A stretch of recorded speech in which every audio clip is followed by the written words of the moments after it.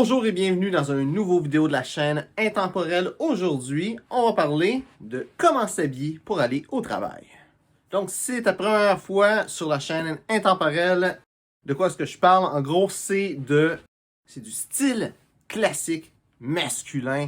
Donc, un petit peu qu'est-ce que je porte présentement, d'avoir un veston, une chemise, une cravate, ou un petit peu une variante de ça. Pas nécessairement un complet, ça peut être un veston dépareillé. Mais tu sais, ce style-là qu'au travers des années, dans les 100 dernières années, tout ce que les hommes portaient et où est-ce qu'on en est maintenant avec ce style-là. Donc, si ça t'intéresse, abonne-toi à la chaîne pour avoir plus de vidéos. Et donc, aujourd'hui, le sujet, comme j'ai dit, c'est quoi porter au travail. Et c'est sûr que ça va être une approche sur le style classique masculin.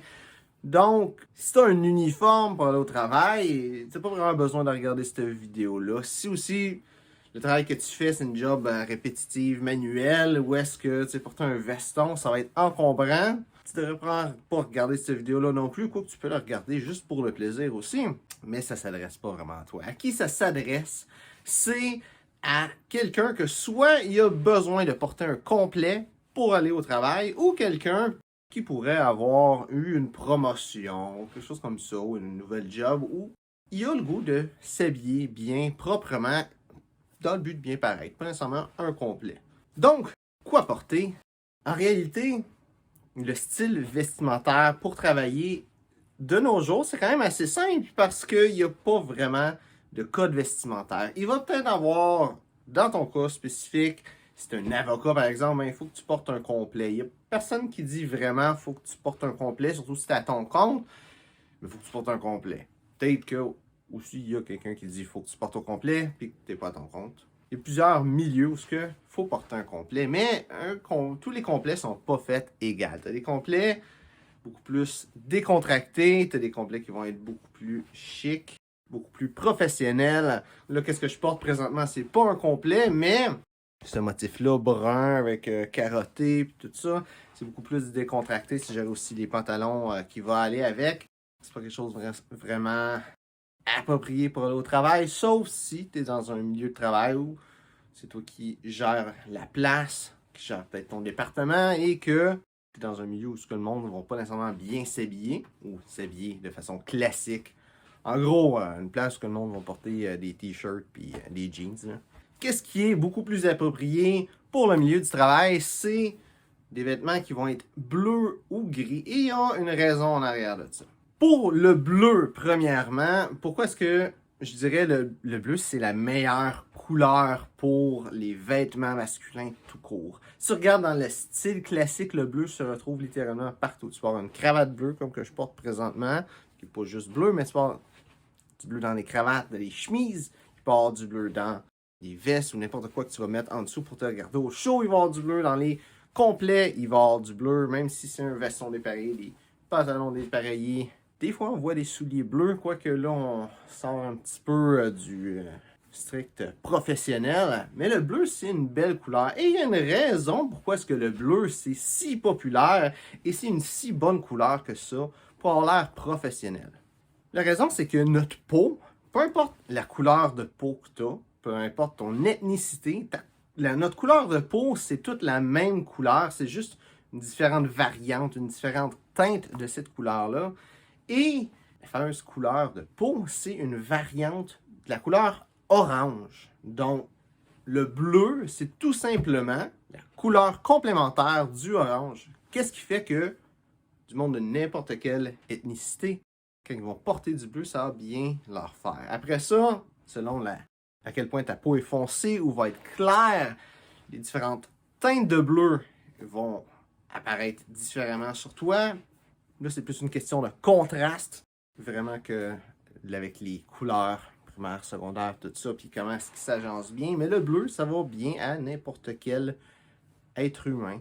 Et c'est pour ça que c'est une bonne couleur. Aussi, le bleu, ça se marie bien avec pas mal n'importe quoi.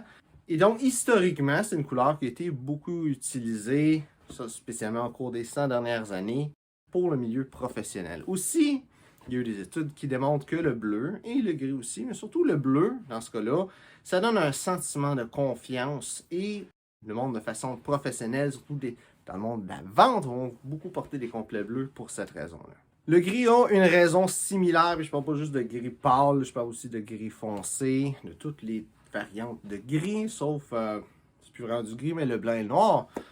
Et c'est une raison similaire, c'est juste que le gris, ça va bien avec n'importe quoi, c'est extrêmement facile à agencer. Si tu portes une chemise blanche et un complet gris, tu peux littéralement avoir n'importe quelle couleur de cravate. Ça va bien aller avec. À part si tu as une cravate blanche, parce que là, il n'y aura pas de contraste, mais encore une fois, c'est plus une question de la couleur, mais le contraste qui va faire en sorte que tu vas choisir ta cravate. Les autres couleurs, c'est pas des couleurs qui étaient utilisées tant que ça dans des vêtements plus professionnels. Ça va être des couleurs qui vont être utilisées plus dans des vêtements décontractés. Et c'est pour ça que ces couleurs-là, pour un complet, c'est pas qu'est-ce qu'il y a de mieux, mais selon qu'est-ce que tu fais, tu peux pouvoir aller vers quelque chose de plus décontracté. Si tu es un avocat, je te dirais, reste avec le gris, avec le gris, charcoal, bleu, marine. Dans ces couleurs-là, va pas pour un complet vert. Si ta job, tu as le droit à un petit peu plus de liberté, mais tu peux t'essayer avec un complet vert, quoique c'est un petit peu plus compliqué de porter un complet vert à cause de tout ce que tu vas pouvoir agencer avec qu'un complet bleu, et aussi, ça regarder à quel point tu es capable d'agencer ça et aussi à quel point tu es à l'aise de le porter. Mais le bleu et le gris, c'est des valeurs sûres, puis pas mal n'importe où que tu vas aller. C'est assez rare que le gris pâle, qui est probablement de toutes les couleurs que j'ai nommées, bleu et gris et toutes les variantes, le gris pâle et le bleu pâle, c'est vraiment les deux couleurs qui vont être les plus sensibles à être refusées, si on peut vouloir dire ça de même, ou à pas faire partie d'un cadre professionnel, mais c'est vraiment des couleurs qui se portent très bien, qui sont dans ces deux variantes-là. Mais c'est surtout le gris, c'est assez improbable que tu portes un complet gris puis on trouve que tu as l'air bizarre. Par contre, un complet vert, ça se peut. Un complet avec d'autres couleurs encore pire. Quoique le Bourgogne est très populaire ces temps-ci. C'est une question de temps avant que ça soit plus dans peut-être 1 an, 2 ans, même pas. Tu vas porter ton complet Bourgogne qui est super beau à ce temps-ci de l'année, mais que rendu là, tu vas dépareiller du reste du monde. Qu'est-ce que je dis là? Je pense que c'est un petit peu ça l'essence de ce que je veux dire. Là, j'ai pas fini avec tous les vêtements à porter, mais l'essence même de tout ça, c'est de pas dépareiller. Un petit peu comme qu'est-ce que je disais avec mon vidéo sur quoi porter dans une entrevue. L'objectif est très simple. Puis ça se base beaucoup sur la mode anglaise. Je pense que les vêtements de travail, ça se base beaucoup sur la philosophie de la mode anglaise qui est de faire en sorte que notre complet, que qu'est-ce qu'on porte se remarque pas. Il y a une expression qui vient justement de cette philosophie-là qui est si quelqu'un dit que qu'est-ce que tu portes c'est beau, t'as manqué ta shot. Puis moi, comment je l'explique, c'est que l'objectif de qu'est-ce que tu portes spécialement au travail ou dans une entrevue, l'objectif c'est pas que qu'est-ce que tu portes brille, mais que toi, tu puisses briller.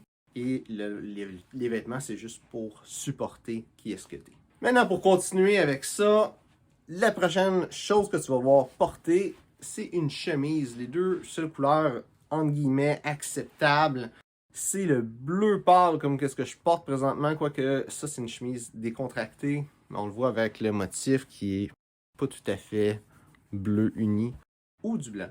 Et le blanc aussi, c'est une couleur très classique. C'est vraiment la couleur la plus simple et la plus facile à mettre avec pas mal n'importe quel complet que tu vas avoir.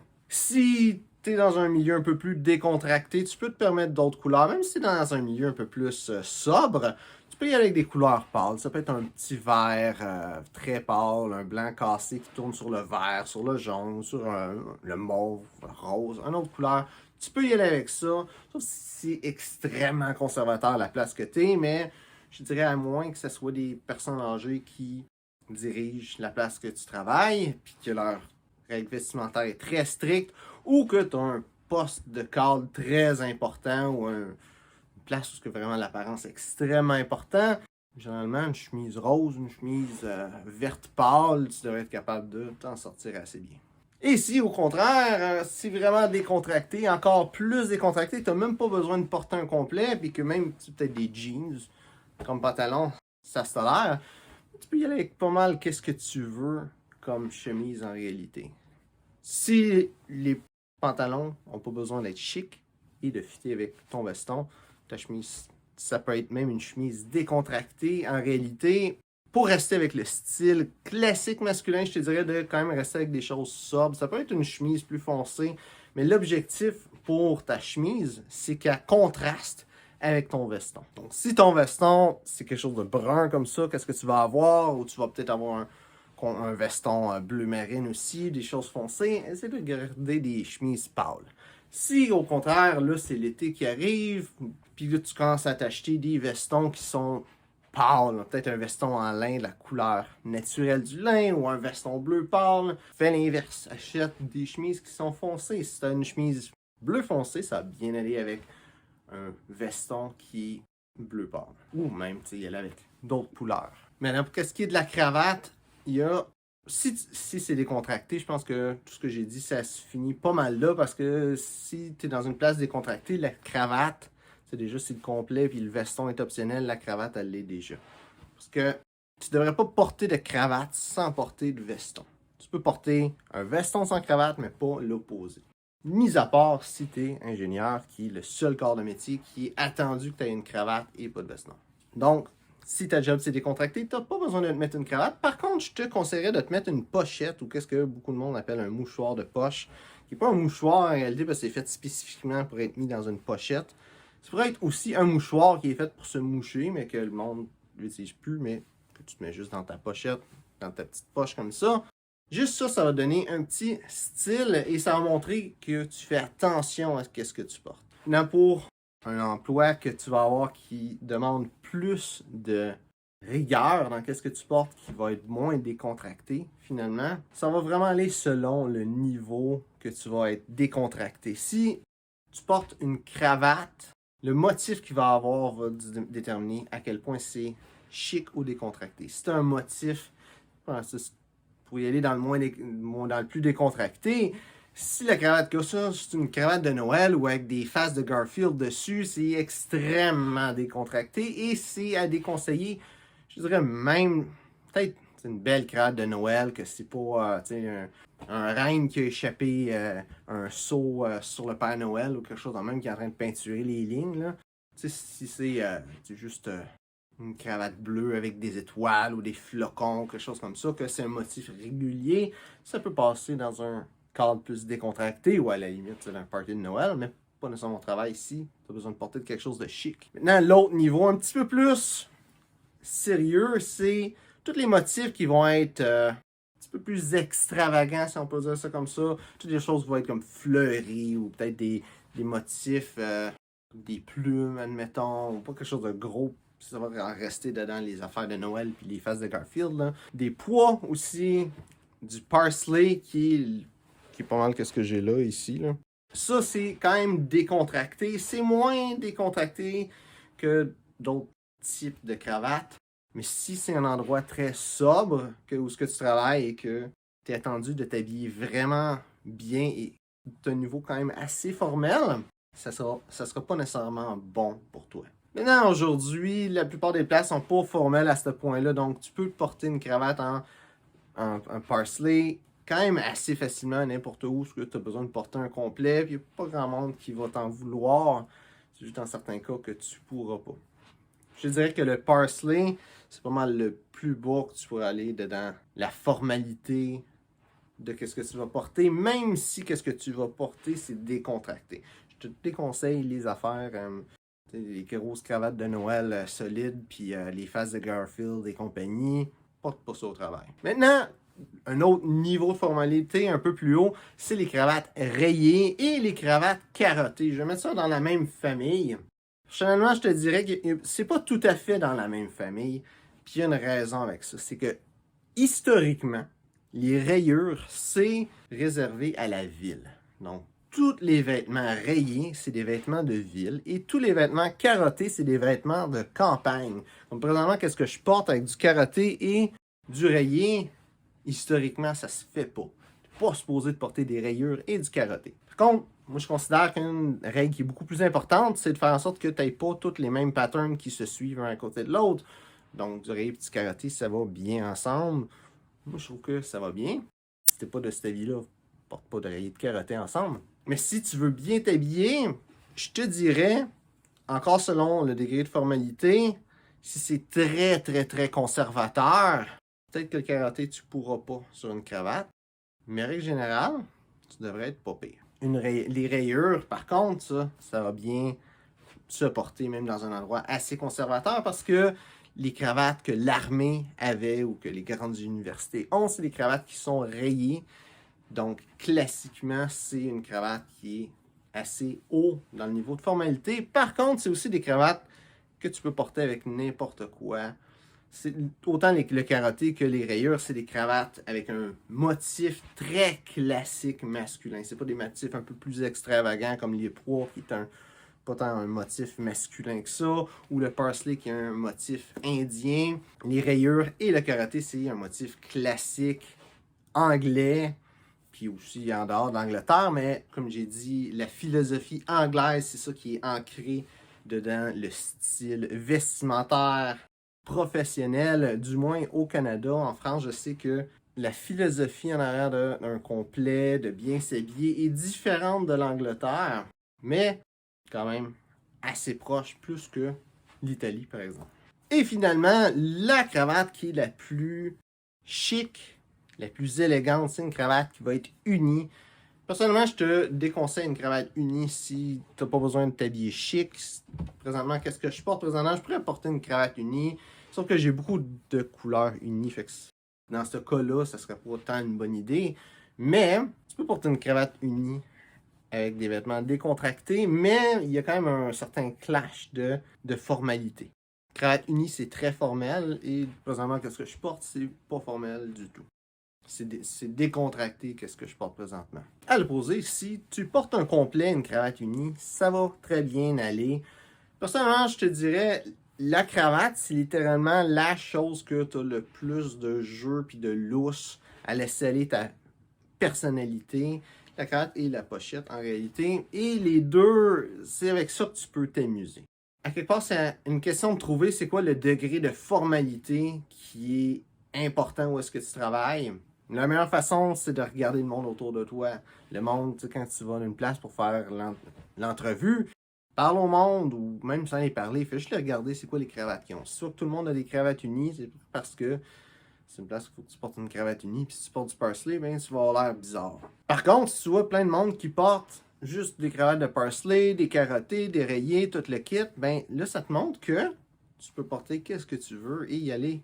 Laisser aller ta personnalité avec ta cravate. Parce que la cravate et la pochette, encore une fois, c'est les deux accessoires qui te laissent le plus aller ta personnalité. Il y a les bas aussi, quoique les bas, c'est pas tant un essentiel de laisser aller ta personnalité avec ça. Quoique des fois, c'est la seule chose qui peut te rester, les bas. Si on regarde par exemple Justin Trudeau, qui est un bon exemple, que c'est le premier ministre du Canada, il faut qu'il s'habille bien, il n'y a pas vraiment le choix avec ça. Et la seule place qui lui reste pour faire aller sa personnalité, c'est justement ses bas. Et peut-être que justement, ça peut être une option pour toi. Je ne vais pas parler des bas, je ne vais pas rentrer là-dedans. Je pense que c'est un sujet à lui-même. Puis c'est pas tant. Ça n'a pas tant de sens, puis ça n'a pas tant d'importance. Puis je te dirais, si tu as une cravate et une pochette, dernière chose à dire, peu importe c'est quoi, le niveau de formalité, il faut que tu ailles, même si tu as des jeans avec un veston sport, ou que tu as un complet, faut pas que ta cravate et ta pochette aient le même motif et la même couleur puis tout ça. Tu sais, les petits kits qui viennent là, avec le même tissu pour les deux, c'est pas bon. Porte pas ça. Tu peux l'acheter, ça va donner une pochette puis une cravate, c'est quoi de la même couleur, mais que tu vas pas porter ensemble. Parce que ça montre que tu sais pas qu'est-ce que tu fais, tout simplement. Oui, ça se porte bien ensemble parce qu'ils sont de la même couleur puis tout, mais ça montre que tes amis parce qu'ils vont ensemble puis que tu sais pas qu'est-ce que tu fais. T'es mieux de pas mettre la pochette ou pas mettre la cravate si tu as le droit dans ta job, si c'est bien vu de pas mettre de cravate. Donc ça fait déjà un petit moment que la vidéo est commencée, je vais finir avec ça. Si tu as des questions, des commentaires, mets ça dans le bas dans les commentaires, ça va me faire un plaisir d'y répondre. J'espère que tu as aimé la vidéo. Si c'est le cas, like et partage. Aussi, si tu as des choses que tu penses que j'ai pas dit, des choses qui sont importantes sur comment s'habiller au travail, mets ça dans les commentaires. Donc, merci de regarder la vidéo et on se voit une prochaine fois.